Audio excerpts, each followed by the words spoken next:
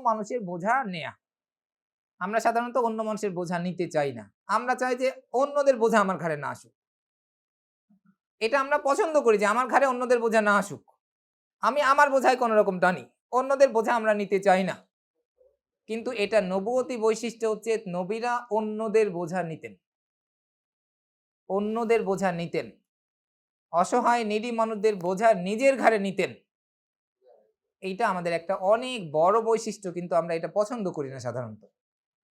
আমি এটা পছন্দ করি না যে অন্য মানুষের জন্য অনেক বেশি আমার সময় দিতে হোক, অনেক বেশি টাকা পয়সা খরচ করতে হোক, অনেক বেশি পরিমাণে আমার শ্রম দিতে হোক অন্যদের জন্য, যেটা আমার তেমন কোনো নিজের কোনো স্বার্থও নয়।